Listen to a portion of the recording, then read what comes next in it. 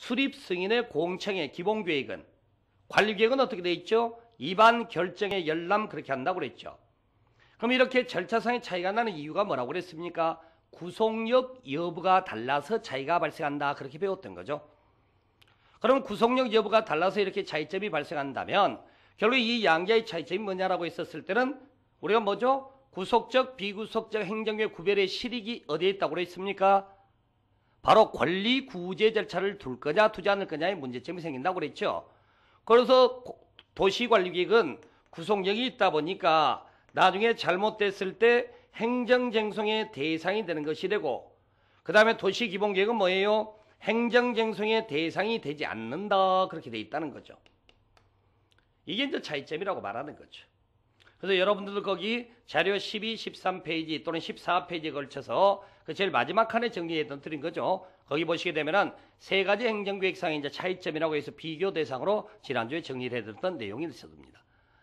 이런 것들이 우리가 이제 행정계획 수립 절차라고 말하는 거예요. 그래서 행정계획 수립 절차의 기본 형태를 여러분들이 좀 이해를 하시게 되면은 나머지 앞으로 우리가 이제 공법을 배워가는 과정 속에서 필요한 것들의 기본 뼈대를 잡고 들어갈 수가 있어서 내용을 말씀을 드리게 됐던 거죠.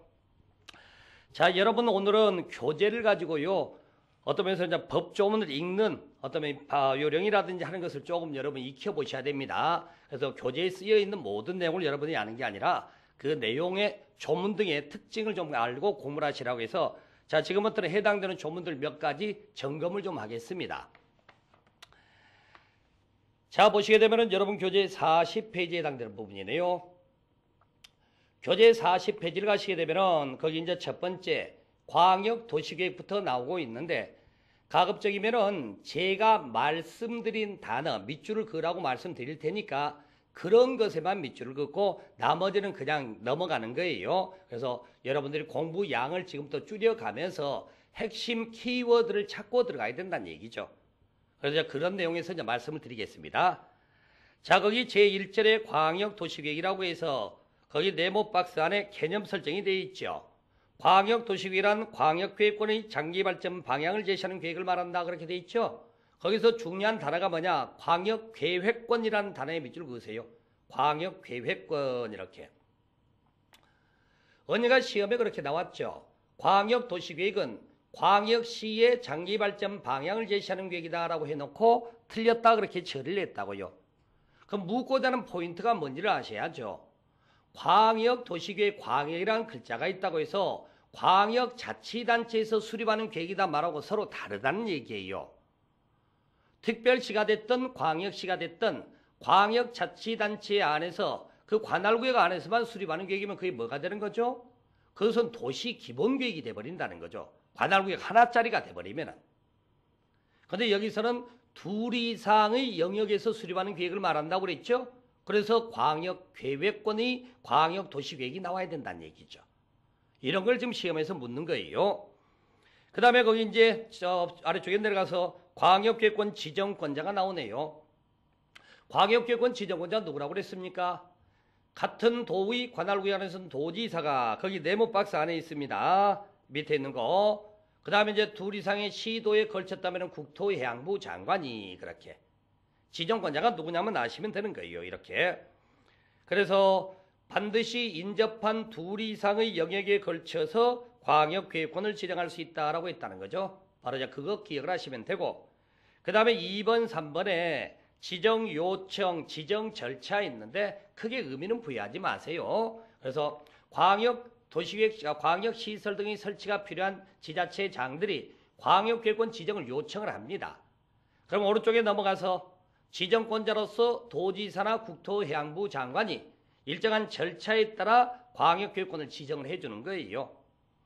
그래서 이제 지방자치단체장 의견 듣고 해당 지자체장에 그 다음에 이제 협의 심의 절차를 거쳐서 지정한다라고 되어 있고, 그러면서 여러분들이 하나 말씀드렸던 거 기억 좀 하세요. 앞으로 우리 공법 전체적으로 각각의 권한자가 권한을 행사하는 과정에서는 전부 다 어떻게 하라고 그랬어요? 위원회 심의는 반드시 거치도록 되어 있습니다. 위원회 심의는 반드시 거쳐요. 우스갯소리로 제가 그런 말씀 드렸잖아요. 아는 것 없는 양반들 어떡하라고 전문가의 조력을 받아서 뭔가 결정권을 행사하게 돼 있다는 거지. 그래서 거기 보세요. 기역본 보니까 국토해양부 장관이 지정하는 과정 속에서는 중앙도시계획원의 심의 거쳐라 그렇게 되어 있네. 거기 니은본에 보니까 도지사가 지정하는 과정에서는 지방도시계획원의 심의 거쳐라 이렇게 되어 있죠. 자, 앞으로는 더 이상 기억하지 마세요. 지금 여러분들이 지난주에 배웠잖아요. 행정조직의 틀에서 각각의 권한자의 범위에서 전문가 집단으로 위원회가 만들어져 있다고 그랬죠.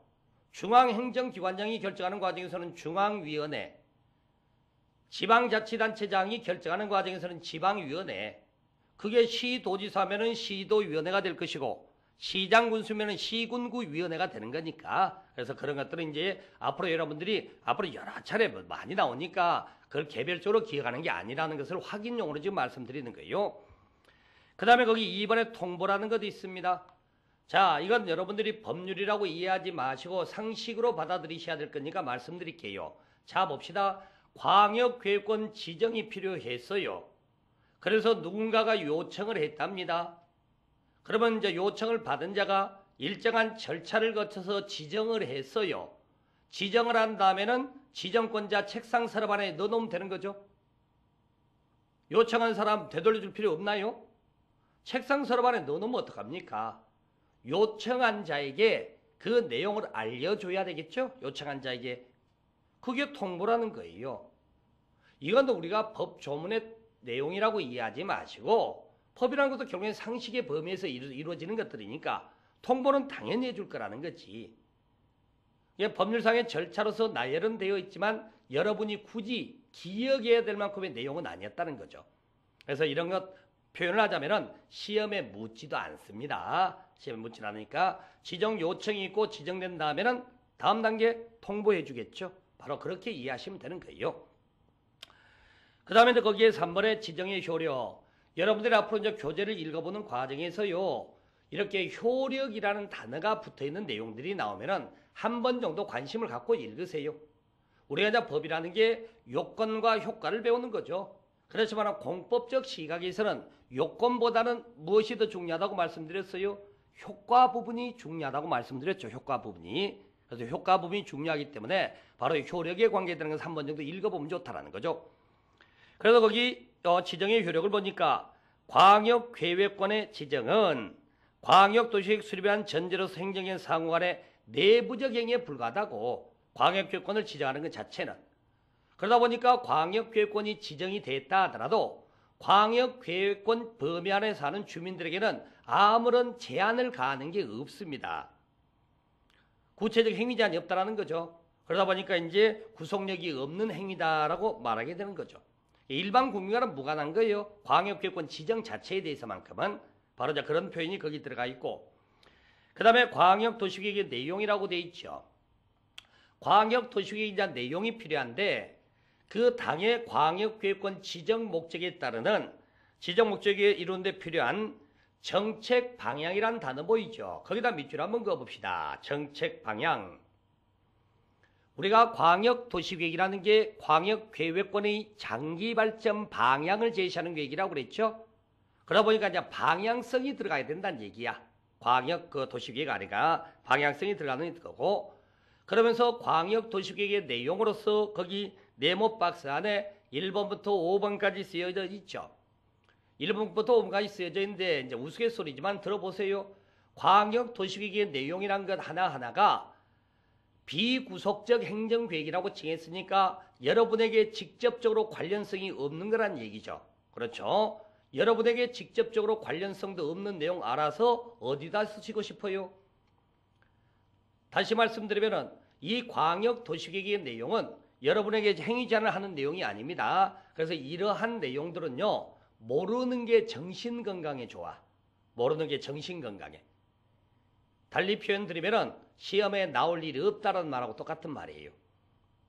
아직까지 21번 시험 치르는 과정에 광역도시계획 내용을 물어본 적은 한 번도 없습니다. 그래서 여러분들이 내용을 읽어볼 수는 있을지 몰라도 기억의 대상은 아니란 얘기입니다.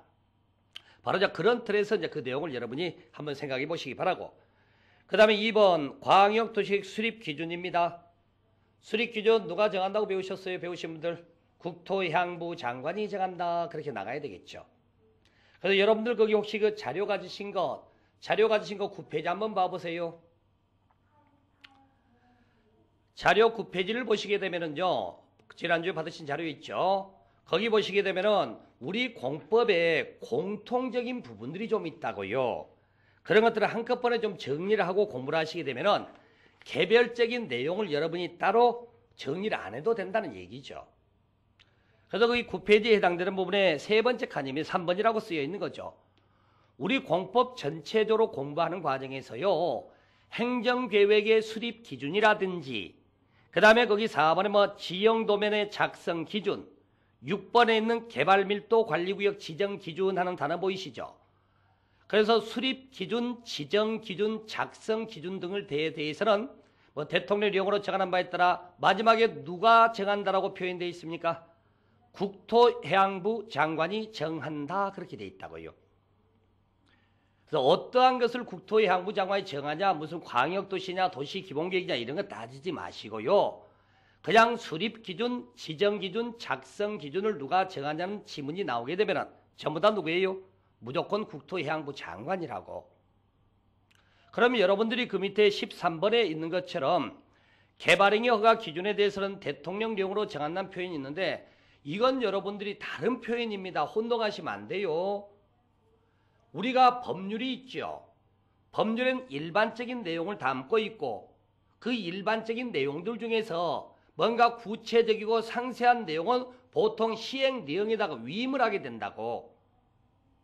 그럼 모든 것들이 대통령령으로 정한다는 얘기는 법률에 규정할 수 없는 구체적인 내용이라든지 아니면 상황 변화에 따라 즉각적으로 대응해야 될 내용들을 행정부가 바로바로 제정할 수 있는 명령, 즉 시행 내용에다가 위임을 하는 거예요.